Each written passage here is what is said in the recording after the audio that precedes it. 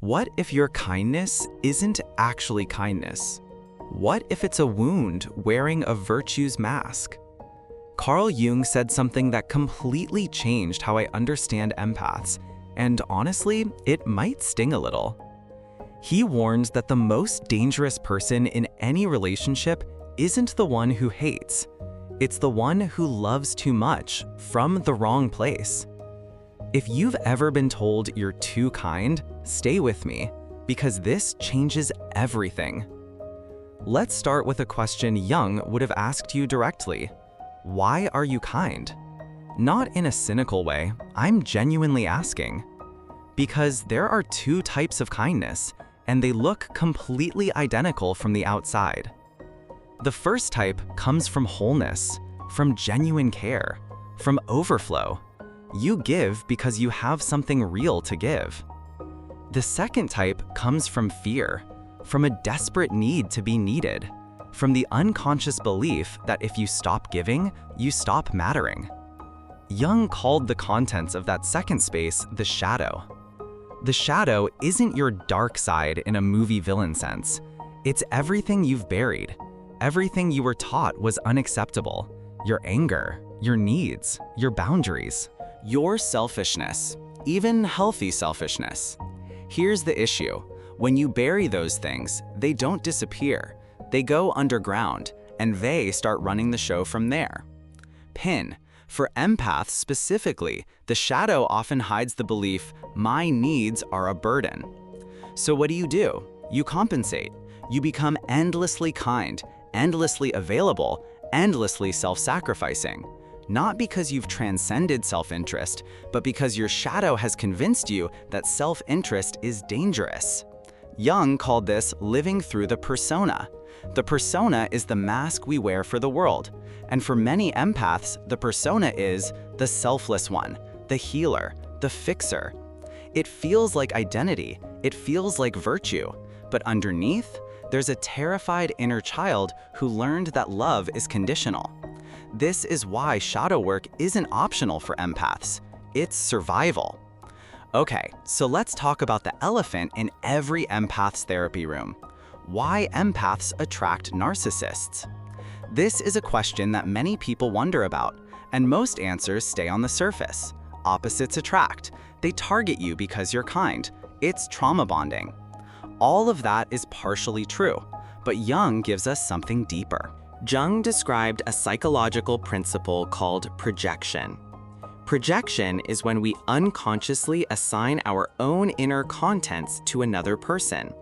The parts of us we can't see in ourselves, we see them out there, in someone else. Here's where it gets wild. The narcissist projects their hidden need for empathy and connection onto the empath. The empath projects their hidden power, confidence, and self-assertion onto the narcissist. Do you see what's happening?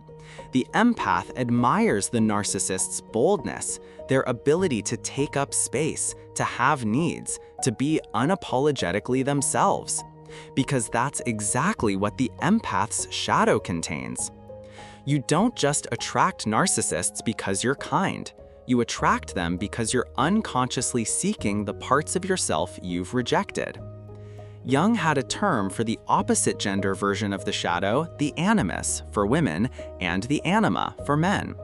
The animus represents strength, assertiveness, clear will. For a woman who was taught that those qualities were unfeminine or dangerous, those go straight into the shadow. And then she meets a man who embodies exactly those qualities, even if he embodies them in a destructive way. It feels magnetic, like recognition, like coming home. This is crazy. The narcissist can feel like the missing piece of yourself, because psychologically, they are holding a projection of you. Now, here's the critical part. When you do shadow work, when you reclaim your power, your anger, your right to take up space, the projection dissolves. And suddenly, that person doesn't feel magnetic anymore. They just feel exhausting. That's not a coincidence. That's individuation working. The Jungian path for empaths who attract narcissists isn't learn to spot red flags earlier. It's reclaim the shadow contents that make those red flags feel like home. Now, let's talk about something Jung identified that is extraordinarily relevant to empaths: the wounded healer archetype. Jung borrowed this from Greek mythology, specifically Chiron, the centaur who was a great healer but carried an unhealable wound of his own. The archetype shows up in empaths constantly. You've been through something: pain, loss, dysfunction, maybe trauma, and because of that, not despite it, you developed an incredible sensitivity to others' suffering. You can feel what others barely notice. You can hold space that trained therapists struggle to provide. You carry genuine gifts. But here's the trap the wounded healer falls into. If you haven't integrated your own wound, if you're healing others as a way to avoid your own pain, then you're not actually a healer. You're using other people's healing as a substitute for your own. Jung said, "The meeting of two personalities is like the contact of two chemical substances. If there is any reaction, both are transformed." Real healing transforms you too. If you're always giving and never being transformed yourself, something's off. For empaths, this shows up as chronic overgiving without reciprocity. You pour and pour and pour into relationships, into friendships, into strangers sometimes, and you end up completely empty. And then you wonder why you're exhausted all the time. Here's the issue: you've made your wound into your identity. The kindness becomes a compulsion. Because if you stop healing others, who are you? This is genuinely one of the most painful moments in shadow work for empaths.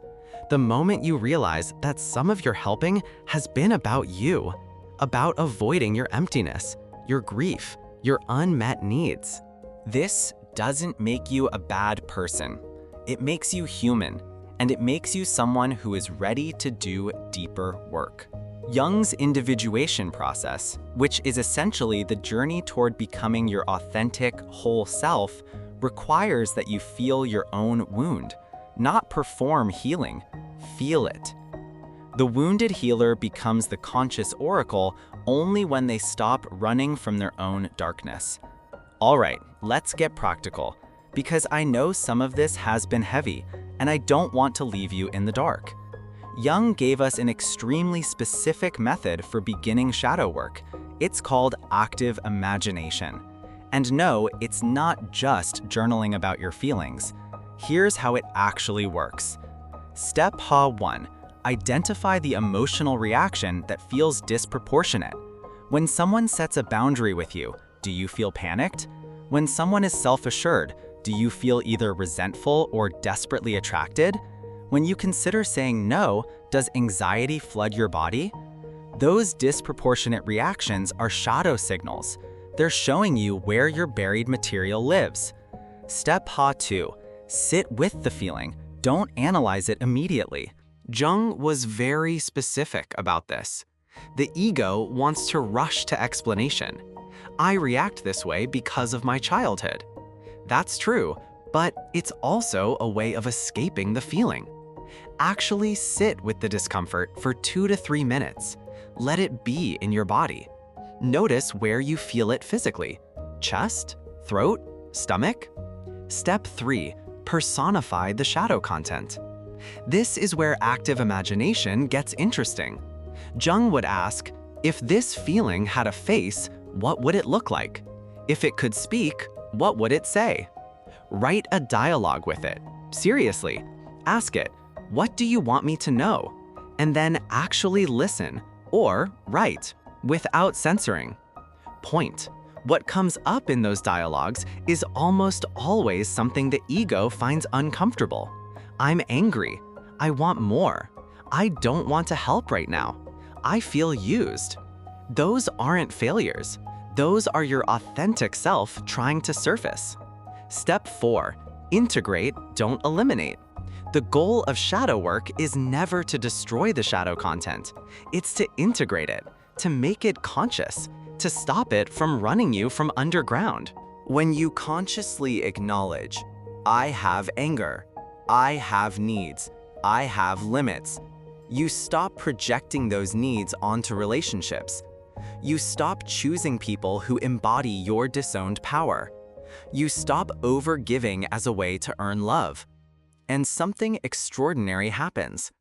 Your kindness becomes real, not compulsive, not fearful, real, given from choice, not from terror. That's the shift Jung was pointing toward, not less kindness, but kindness that comes from wholeness. Remember that. The goal isn't to become less sensitive or less caring. The goal is to care from a full cup, not an empty one. So let me bring this full circle. Jung's warning for empaths who are too kind wasn't a criticism. It was a diagnostic. He observed, across decades of working with patients, that the people who most needed to develop their own shadow were often the ones who appeared most virtuous on the surface. Because virtue can be a defense mechanism. Kindness can be armor. And when kindness is armor, when it's protecting you from your own needs, your own power, your own right to be imperfect, then it costs you everything. It costs you healthy relationships. Because you keep attracting people who take rather than exchange. It costs you your energy, because you're running on the fumes of suppressed self-worth. It costs you your authentic identity, because you've collapsed the whole of who you are into the person who helps. Jung said, "Until you make the unconscious conscious, it will direct your life and you will call it fate." For empaths, this lands hard. All those painful patterns, the narcissists, the one-sided friendships, the burnout, the loneliness, despite always being surrounded by people who need you, those aren't fate. They're unconscious material looking for a way to be seen.